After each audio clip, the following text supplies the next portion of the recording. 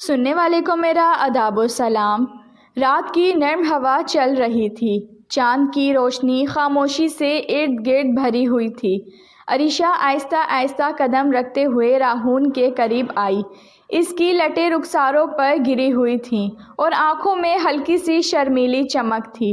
راہون نے اسے دیکھا تو چند لمحوں کے لیے جیسے ٹھہر سا گیا۔ عریشہ، آج تم بہت خوبصورت لگ رہی ہو، اس نے دھیرے سے کہا، آواز میں بے حد نرمی تھی۔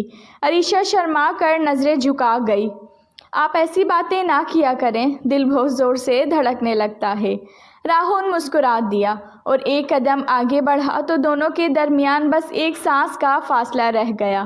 عریشہ کی سانسیں بے قابو سی ہونے لگیں۔ راہون نے آگے بڑھ کر آہستگی سے اس کا ہاتھ تھام لیا۔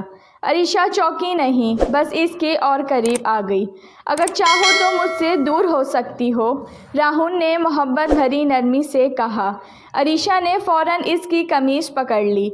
دور جانے کا کوئی ارادہ نہیں، راہون اسے اپنے بازوؤں میں لے لیا۔ عریشہ کو راہون کی دل کی دھڑکن صاف سنائی دیتی تھی۔ ہوا ٹھنڈی تھی مگر راہون کی قربت گرم، محفوظ اور بے حد سکون دینے والی۔ راہون نے عریشہ کا چہرہ ہتھیلی سے ذرا سا اوپر کیا۔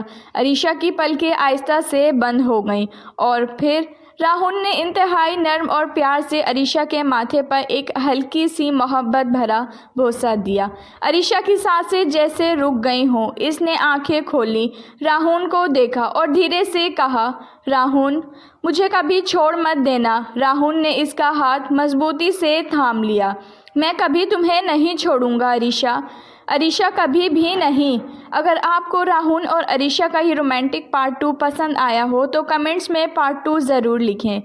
اگلا حصہ میں جذبات بھی بڑھے گا، قربت بھی، اور کہانی ایک نئے موڑ پہ داخل ہوگی۔